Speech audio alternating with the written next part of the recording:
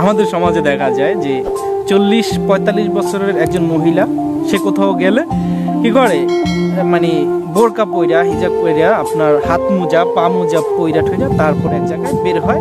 দুঃখজনক বিষয়, তার সাথে তার ছোট্ট মেয়েটা, আপনার মেয়ে বা ভাতিজি হইতে পারে, বোনজি হইতে পারে, তার নাতিও হইতে পারে।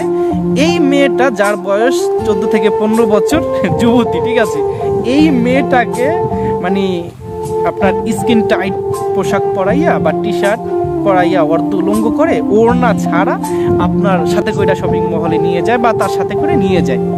মানে কতটা ননসেন্স হইলে এই কাজ করতে পারে, কতটা নির্বোধ, কতটা বিবেক শূন্য হইলে এই কাজগুলো করতে পারে। দেখেন, আমি তাকে বলছি না যে সে পর্দা করবে না, সেও পর্দা করে, তারও পর্দা জরুরি, কিন্তু তার থেকে বেশি জরুরি তার ওই মেয়েটা কিংবা ভাতিজি বা বোনজিগণ এই জিনিসগুলো বোঝারই চেষ্টা করে না এই সুশীল সমাজের মা বোনরা। 40-45-50 বছর পার হয়েছে মানে সে বার্ধক্যে পৌঁছে গেছে। এখন রুচিশীল কোনো যুবক বা একজন গাঁজাখোরও মানে তার দিকে তাকাবে না, কারণ তার চামড়া ভাঁজ পড়ে গিয়েছে, তার রূপ লাবণ্য সবকিছু শেষ হয়ে গিয়েছে। এখন আর তার দিকে মানুষ তাকাবে না, সেও ভালো করে জানে। এরপরও সে বোরকা দিয়ে তাকে ঢাকে।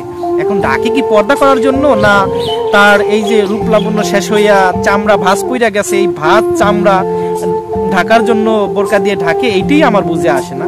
যদি পর্দা করতো তাহলে তো তার আগে তার ওই ছোট্ট মেয়ে বা বোনজি ভাতিজি বা নাতি বলেন তাকেই পর্দা করাইতো, যদি আল্লাহর জন্য পর্দা করতে হইতো।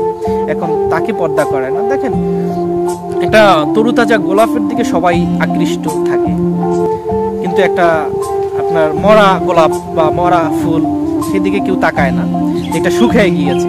তো এই পার্থক্য তো এখানেই, যে ওই মেয়েটা যার 15-16 বছর বয়স, সে তরুতাজা, সে তার যৌবন আছে, সে যুবতী।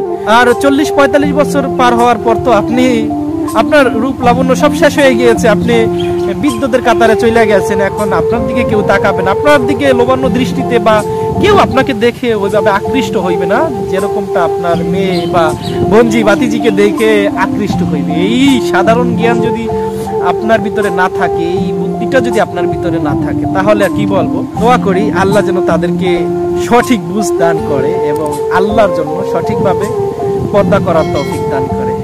আমিন।